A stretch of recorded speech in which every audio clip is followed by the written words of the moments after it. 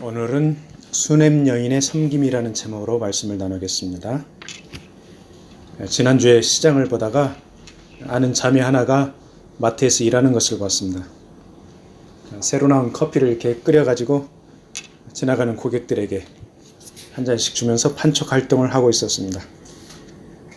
주말에 일하느라고 수고가 많다고 말하면서 이렇게 몇 마디 이야기를 하다가 주일날은 어떻게 교회에 가냐고 물어봤어요.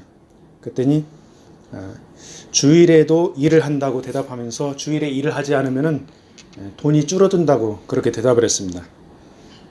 이 자매의 가정이 크리스찬 가정인데 생활이 어려워서 학교도 못 다니고 학교 다닐 그 20살 나이에 평일에도 일하고 주일에도 일하고 그러는 것을 보면서 참 안타까웠습니다. 그래도 밝은 표정으로 일하는 그 자매를 보고 참 힘내라고 이렇게 격려를 해줬습니다. 오늘 본문에 나오는 수냄 여인은 부잣집 마나님입니다. 오늘 개역 한글 성경 같이 읽었죠? 귀한 여인으로 나와 있습니다. 이 여인은 어디에 살고 있었냐면은 거기 지도를 올려놨죠. 지도를 2개 올려놨는데, 자, 갈릴리 호수하고 갈멜산 그 사이에서 약간 밑으로, 그러니까 약간 남쪽으로, 남부럽지 않게 부자로 살고 있었습니다. 그 수냄에서. 자, 그때 당시에 많은 이스라엘 백성들이 우상을 섬겼는데 이 수냄 여인은 하나님을 경유하면서 나름대로 신앙생활을 잘 했던 것으로 보입니다. 자, 이 수냄 여인이 이렇게 남부럽지 않게 잘 살아가면서 주변을 이렇게 자세히 관찰을 했던 것 같아요. 이렇게 가만히 보니까 하나님의 종 엘리사가 왔다 갔다 합니다. 그때 당시 엘리사는 엘리야의 뒤를 이어가지고 하나님의 능력의 종으로 열심히 활동을 하고 있었죠. 그런데 수냄 여인이 보니까 자기네 동네로 몇 달에 한 번씩 왔다 갔다 다니는 거예요. 이 엘리사는 갈멜산에서 도단을 거쳐 그다음에 사마리아, 여리고 이런 지역을 왔다 갔다 하면서 하나님의 선지자의 사명을 감당하고 있었습니다. 그래서 이 수냄 여인이 자꾸 일하러 다니는 엘리사를 간절히 권해서, 오늘 본문에는 간권했다고 나와 있죠. 간권이라는 말은 간절히 권면하다는 말입니다. 음식을 대접을 했습니다. 그리고 엘리사가 사역하러 그 동네를 지날 때마다 이렇게 정성스럽게 엘리사를 섬겼습니다. 그러다가 나중에는 좀 더 깊이 생각을 해봤어요. 좀 더 정성스럽게 섬기고 싶다. 그래서 남편하고 상의를 했습니다. 여보, 우리가 어떻게 하면 하나님의 종 엘리사 선지자를 더 섬길 수 있을까요? 사역하느라 힘들고 날도 덥고 그런데 그럼 우리가 지붕에다가 다락을 하나 만들까요? 그때 당시 이스라엘의 지붕은 평평했습니다. 그래서 거기다가 다락을 하나 만들고 그 다음에 거기다가 책상도 두고 의자도 두고 촛대도 두고 해서 쉬기도 하고 사역을 준비할 수 있도록 아주 세심히 배려를 해주었습니다. 그 지붕이 평평하니까 집 안으로 1층으로 안 들어가고 바깥에 계단을 만들어서 이렇게 지붕을 올라갈 수 있는 그런 구조가 되어 있습니다. 더운 날씨에 이곳저곳 신방 다니면서 선지 사역을 하는 엘리사로서는 참 고맙기 그지없는 일이었죠. 이 수냄 여인이 왜 엘리사를 위해서 이렇게 정성으로 섬길 수 있었을까요? 하나님의 사람 엘리사가 눈에 띄었기 때문입니다. 평소에 신앙이 깊고 도와주고 봉사하는 그런 심성으로 살기 때문에 그런 방면으로 관심이 있었고, 그래서 엘리사가 눈에 띈 것이죠. 요즘에 부자로 살면서 이렇게 이름 없이 빚도 없이 섬기는 분들이 있죠. 식당에서 뼈가 휘어지도록 일하면서 아프리카 예배당 건축한다고 그러니까 2만 불, 3만 불씩 아낌없이 헌금하는 분이 있습니다. 편의점에서 제대로 쉬지도 못하고 하루 종일 서서 일하면서 돈 벌어서 그 돈으로 선교원금도 하고 필요한 식료품을 사가지고 섬기는 그런 분들도 있습니다. 이렇게 하나님의 마음으로 섬기고 베푸는 그런 사람들에게는 하나님이 또 다른 섬김의 대상자를 붙여줍니다. 자, 우리는 요즘 어떤 방면에 관심을 가지고 살아가고 있습니까? 자, 수넴 여인이 하나님의 사람과 그 사역에 관심을 가진 것은 곧 하나님 나라를 간절히 사모하는 그 마음이 있었기 때문이죠. 그래서 우리 마음에 우선적으로 하나님 나라에 관심을 가지면은 하나님의 사람을 붙여주십니다. 하나님의 일을 보여주십니다.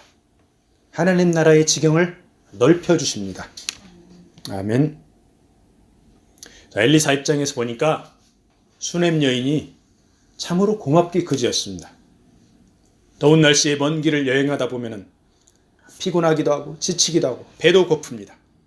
그때 들러서 쉬기도 하고 허기와 갈증을 해결해 주는 것이 바로 이 수넴 여인이 만들어준 이 쉼터입니다.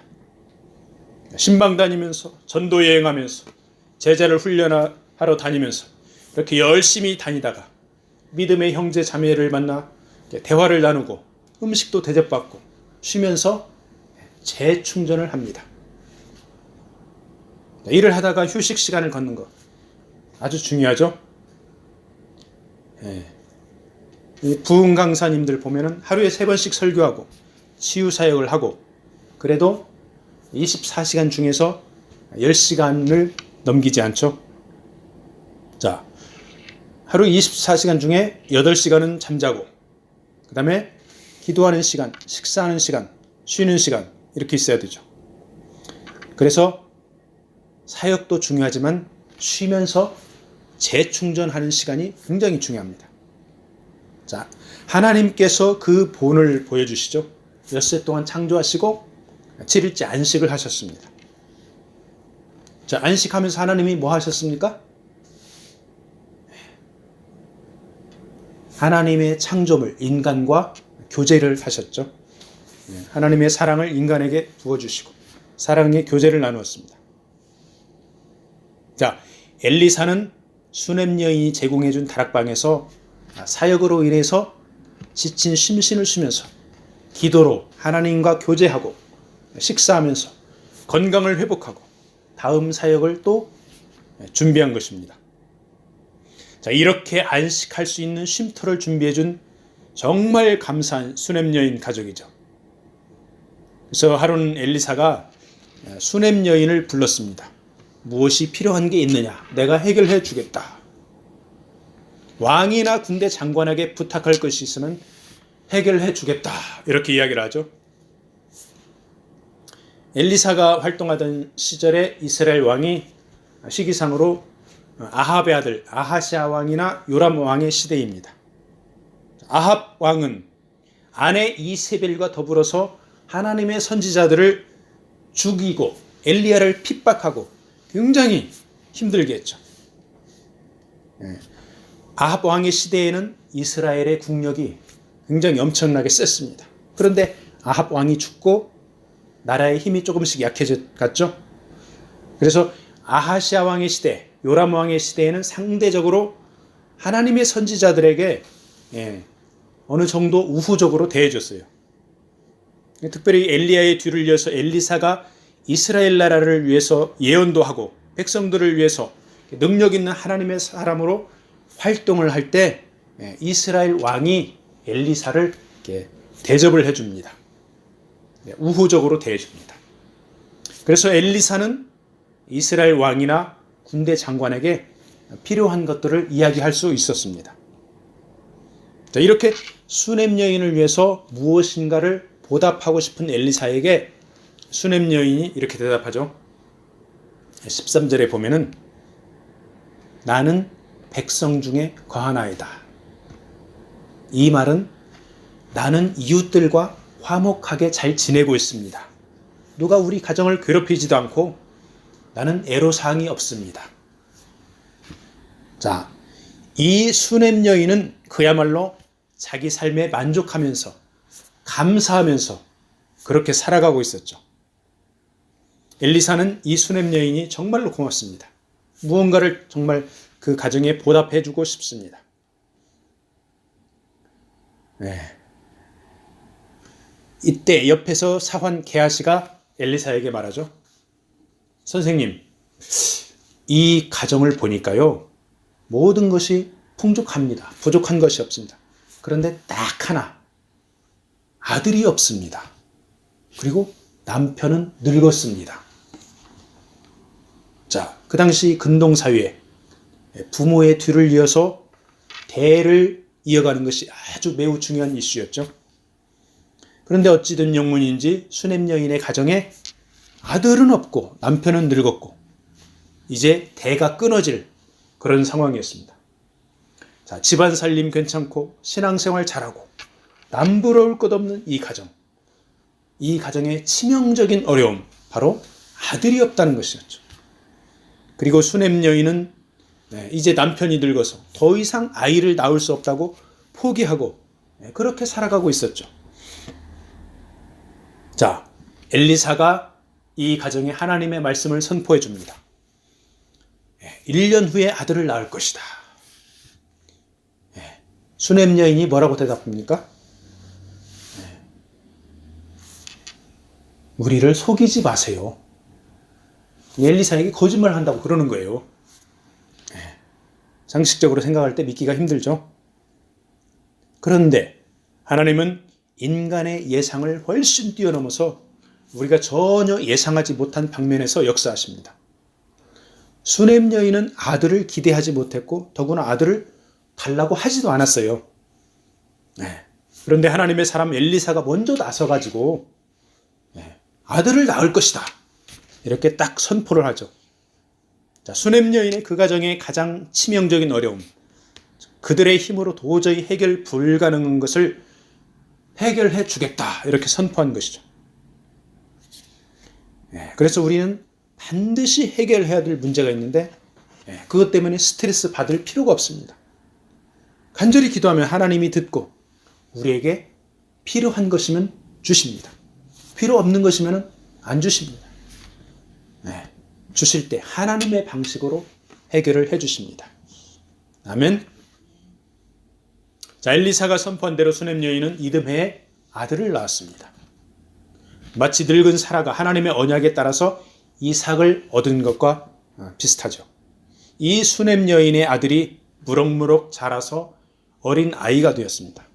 그런데 하루는 이 아이가 머리가 아프다고 하면서 아빠에게 가니까 아빠는 주수꾼들과 바쁘게 일하고 있었어요. 아들을 아프다고 하는 아들을 엄마에게 보내버립니다.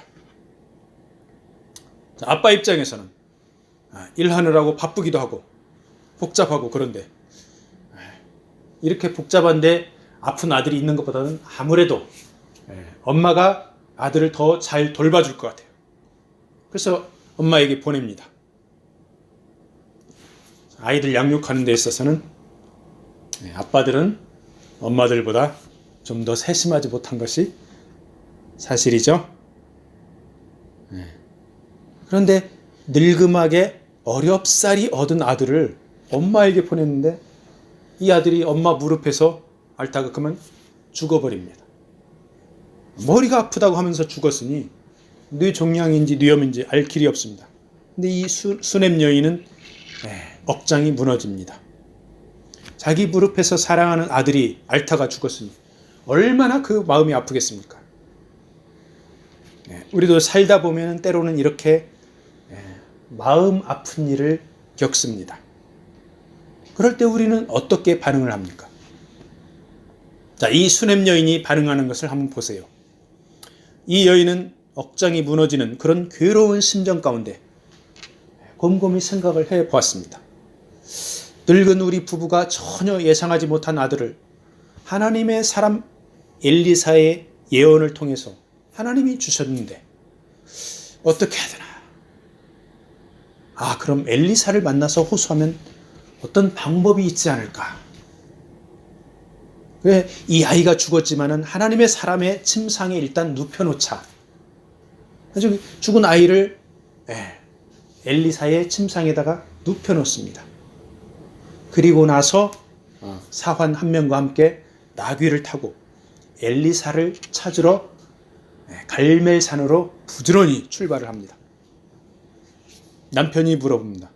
아니, 초하루 월삭도 아니고 안식일도 아닌데 갈멜산에 갈 시즌이 아닌데 왜 가느냐 물어보죠. 이 남편 입장에서는 아들이 아프다고 했는데 지금 잠자고 있나 이렇게 생각하죠.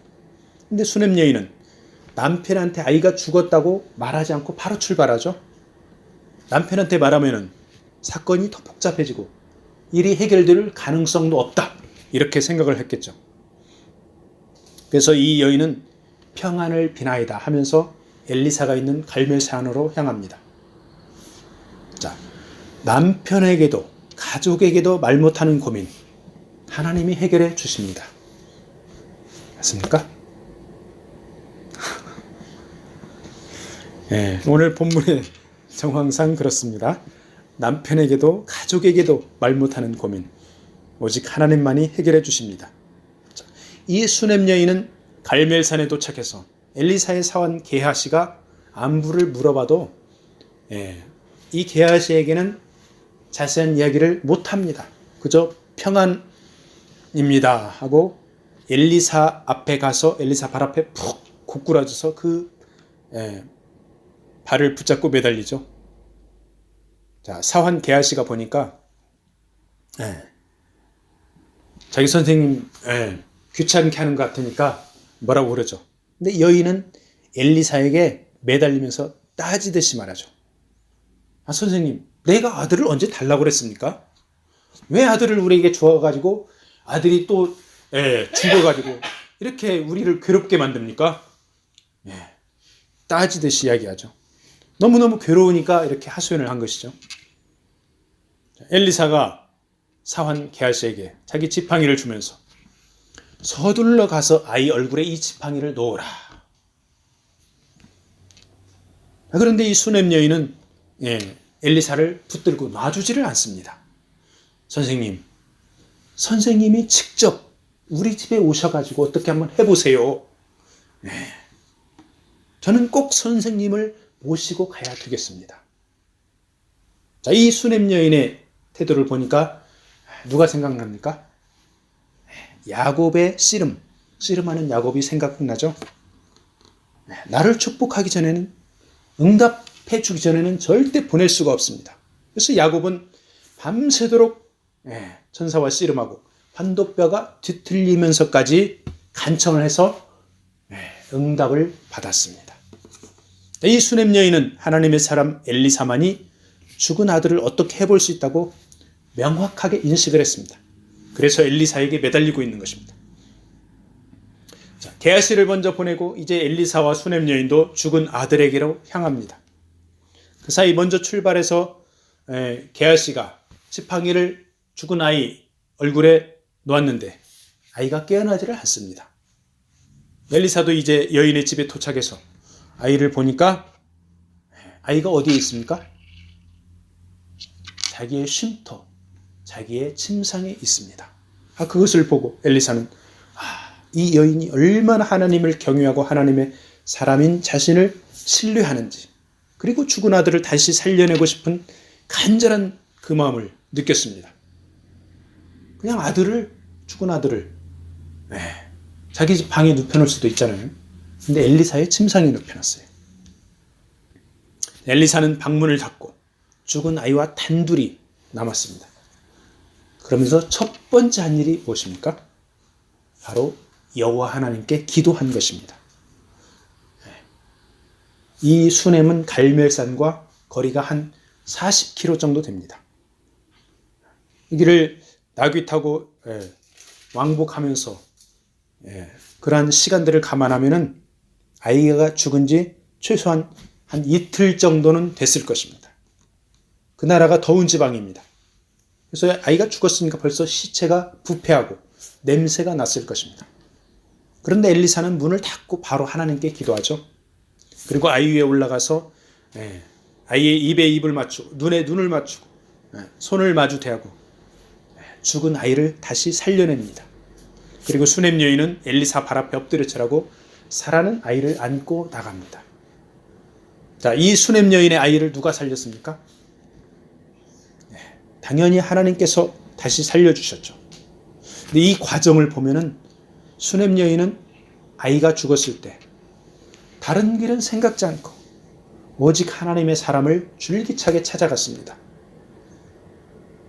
엘리사는 자신의 능력이 아닌 하나님의 인도하심으로 죽은 아이를 살려냈습니다. 자신의 축복으로 태어난 아이를 끝까지 책임지고 돌보아주고 다시 살린 것입니다. 이 아이를 통해서 그 가정의 대가 이어졌습니다. 하나님 나라의 대가 끊이지 않고 지속적으로 이어져 간 것이죠. 우리 각자를 통해서 하나님이 여러 가지 일을 하십니다. 하나님께서 때로는 기적 같은 일을 주시고, 때로는 관계의 회복을 주시고, 때로는 여러 가지 그런 일을 주십니다. 우리를 통해 하나님이 역사하시는 것은 바로 하나님 나라의 확장을 위해서입니다. 그래서 우리는 교만해질 수도 없고 현실에 안주할 수도 없고 지속적으로 하나님 나라를 위해서 쓰임을 받고 있는 것입니다. 아멘. 자, 이 수냄 여인은 지극정성으로 하나님의 사람을 꾸준히 섬겼습니다. 어느 날 엘리사가 수냄 여인에게 이 땅에 7년 동안 기근이 임할 것이니까 다른 지역으로 이사가라, 이렇게 또 선포를 합니다. 수냄 여인 가족은 그 말에 순종을 합니다. 그래서 블레셋 땅으로 이사갑니다. 7년 동안 블레셋 땅에서 살다가 기근이 끝났습니다. 다시 고향 땅 수냄으로 되돌아옵니다. 자, 평소와 비슷한 날씨에 멀쩡하게 잘 살고 있는데 비가 안 내릴 것이니까 이사가라 하면 누가 그 말을 믿겠습니까? 그런데 수냄 여인은 엘리사는 곧 하나님의 말씀을 받아서 선포하는 것을 믿었기 때문에 순종하고 타향 땅 블레셋에 가서 7년을 살았던 것입니다. 자, 7년 만에 고향에 되돌아와 보니까 내가 살던 집, 내가 농사짓던 전통, 다른 사람이 다 차지해 버렸습니다. 어떡합니까? 수냄 여인이 왕에게 나가서 호소를 합니다. 그때 엘리사의 사환 게하시가 왕에게 바로 이 여인의 아이를 엘리사가 살려냈습니다.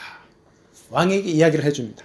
그러니까 왕이 이 수냄 여인의 집과 전토를 다 되찾아 줍니다. 하나님의 사람 엘리사를 섬긴 이 수냄 여인에게 하나님은 물질적으로 풍성하게 그리고 대를 이을 수 있도록 여러 가지 방면으로 보상을 해 주신 것입니다. 자, 신약 성경에도 보면은 수냄 여인과 같은 섬김이 나옵니다. 예수님께서 제자들과 함께 하나님 나라를 선포하러 여행을 다니죠. 예수님을 고정적으로 따라다니던 제자들 12명, 그리고 그 외에도 다른 사람들이 있었을 것입니다. 그래서 적게는 몇십 명, 많게는 몇백 명이 예수님을 절절절절 따라다녔을 것입니다. 자, 예수님과 제자들만 해도 13명인데 그 일행, 잠잘 숙소가 필요했죠. 그 다음에 먹을 양식이 필요했죠. 그거를 어떻게 했을까요? 어떻게 충당했을까요? 바로 섬김의 여인들이 그 큰 역할을 감당했습니다. 누가복음 8장 1절로부터 읽어드리겠습니다. 누가복음 8장 1절로 예수께서 각 성과 마을에 두루 다니시며 하나님의 나라를 선포하시며 그 복음을 전하실세 12제자가 함께하였고 또한 악귀를 쫓아내신과 병고침을 받은 어떤 여자들 곧 7 귀신이 나간 자 막달라인이라는 마리아와 헤롯의 청지기 구사야의 요한나와 수산나와 다른 여자가 함께하여 자기들의 소유로 그들을 섬기더라. 자, 이 여인들 마리아, 요한나, 수산나 그리고 다른 여인들 자신들의 재물과 정성으로 시간으로 노력으로 예수님 일행의 사역을 섬긴 것입니다.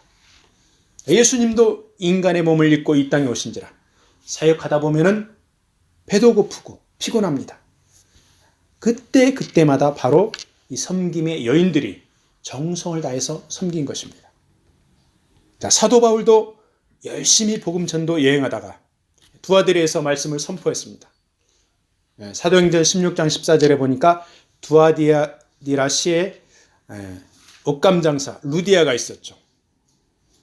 이 루디아가 하나님을 섬기는 사람이었는데 하나님께서 이 루디아의 마음에 감동을 주셨어요.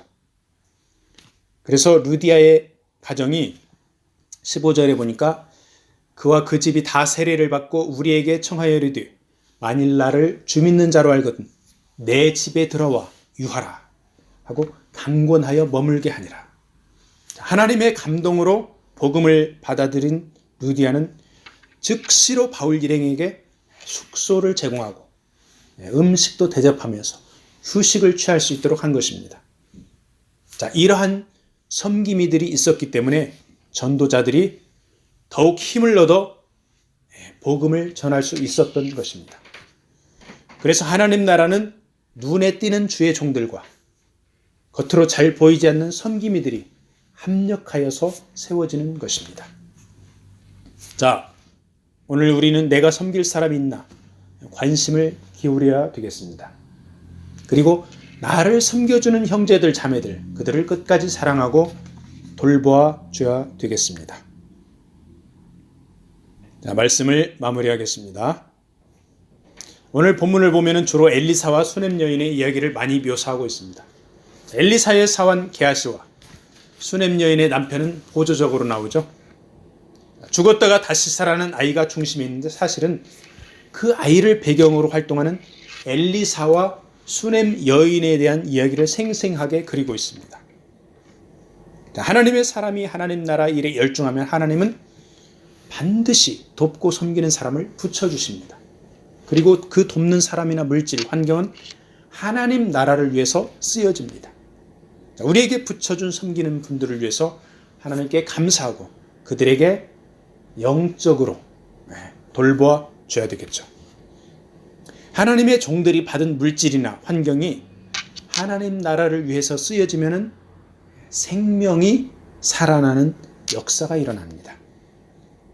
수넴 여인이 드린 그 방에서 그 침상에서 자신의 아이가 소생하는 그런 축복을 받았습니다. 하나님 주신 물질이나 환경을 하나님 나라가 아닌 나의 만족을 위해서 쓰면 부작용이 일어나고 분열과 갈등과 상처가 일어납니다. 이번 한 주간도 하나님 주신 축복을 우리 자신보다 하나님 나라를 세워가는데 쓰임받기를 원합니다. 아멘.